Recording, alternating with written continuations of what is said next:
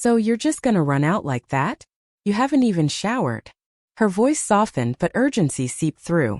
I was hoping we could have breakfast at our favorite spot in Scarborough. After that, we could do some last-minute shopping together. I haven't been to the Scarborough town center in years.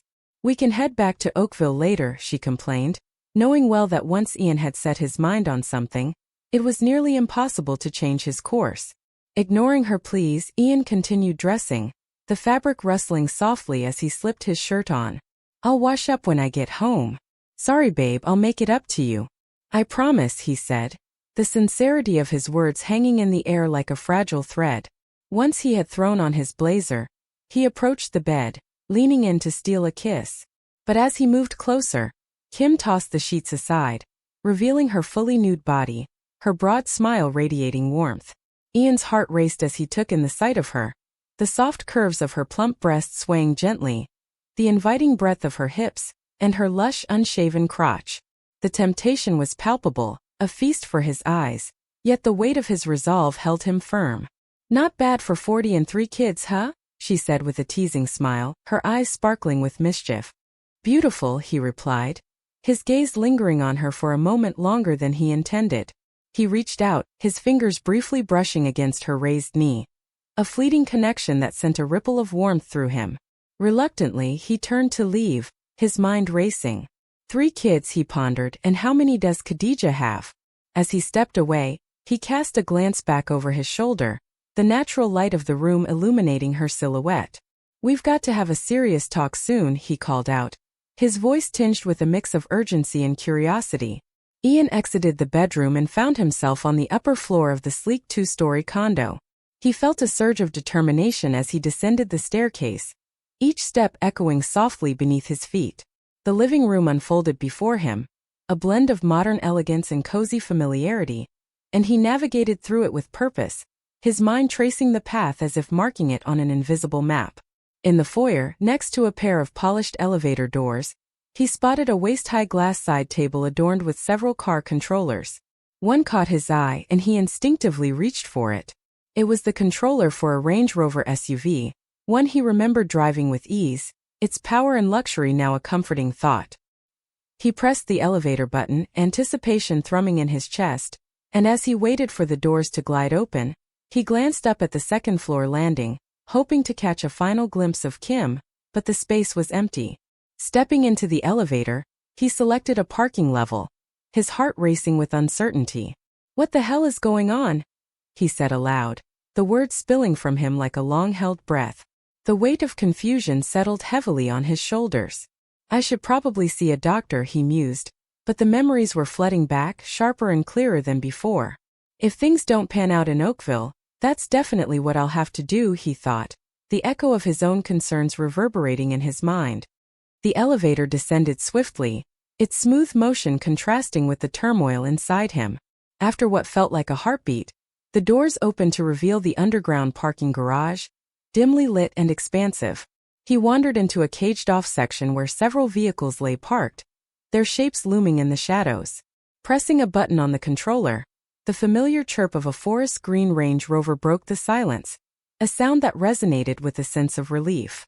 Wow, I made the right choice, he thought with a flicker of satisfaction. But as he settled into the driver's seat, a new wave of uncertainty washed over him. How was he going to navigate to his Oakville mansion when he couldn't even recall the address? He resolved to let his instincts guide him, trusting the pull of intuition that had already begun to steer him. Just then the car's navigation screen unfolded with a smooth elegance, accompanied by a soothing voice prompt that filled the cabin, offering a sense of direction amidst the chaos of his thoughts. Destination set, 7000 Edge Hill Drive, Oakville. Estimated drive time, 38 minutes. Ian blinked in surprise at the sudden announcement from the car's navigation system, a subtle tension prickling at the back of his mind. It must be a preset destination, he reassured himself, though a sliver of doubt crept in. He cautiously maneuvered the vehicle out of the dimly lit underground garage, the tires whispering against the smooth concrete floor. A few minutes later, he smoothly merged onto the bustling Gardiner Expressway. Settling into the driver's seat, Ian let out a slow breath, allowing the familiar rhythm of the city to envelop him.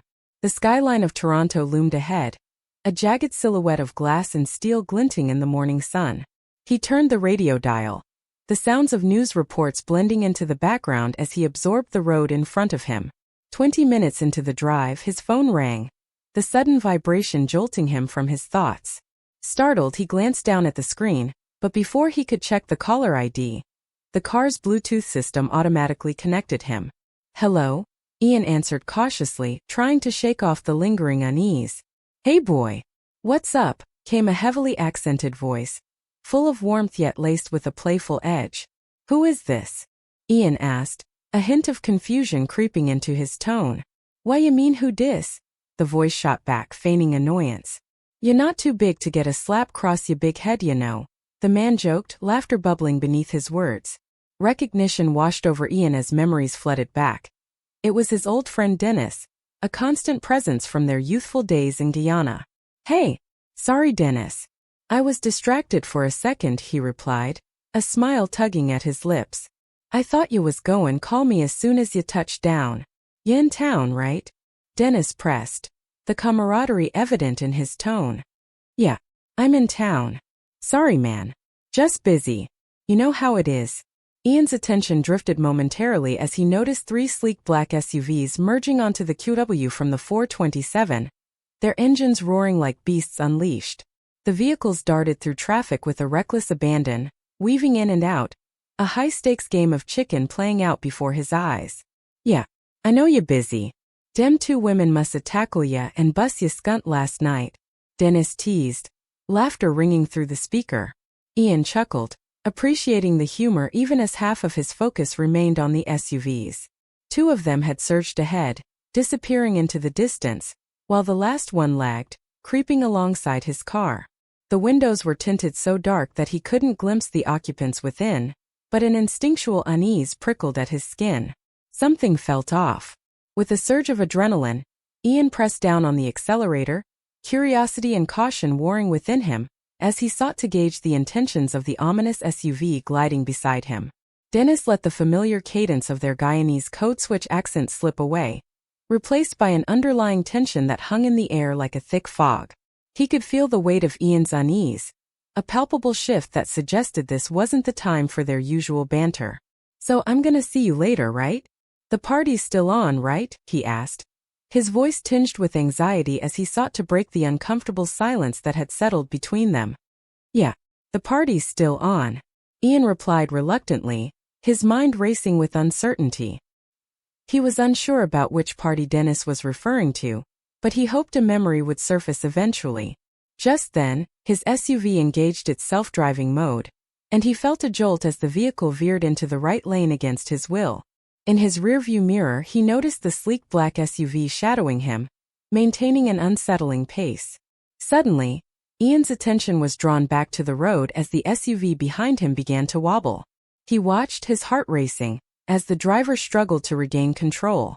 The vehicle swerved erratically, its tires kicking up dust and gravel as it veered off the road, colliding violently with a 10-foot-high noise-damping wall. The impact sent a cloud of dirt and dry leaves spiraling into the air, painting a chaotic scene in the rearview mirror. Other cars began to slow, some coming to a complete stop, their occupants leaping from their vehicles, rushing toward the wreckage in a frantic attempt to help. "Anyway, I can tell that you're busy, so I'm gonna let you go. But don't forget that I owe you a slap," Dennis joked, laughter forced into his tone, trying to lighten the mood. "Okay, see you later, man," Ian replied, his voice flat and devoid of humor. The gravity of the situation behind him weighed heavily on his mind, but instead of pulling over to investigate like the other drivers, he chose to push forward, unwilling to let the chaos distract him from his journey home. Picking up his phone again, he switched it off, a decision made to shield himself from any further interruptions. With a deep breath, he pressed down on the accelerator, eager to regain lost time, only to find himself halted a few kilometers later by yet another accident, the road ahead choked with a tangle of vehicles. Do you like this audiobook so far? Then like, share, and subscribe to this channel. And stay tuned for more exciting episodes. Also, visit the author's website at paulwalkerbooks.com.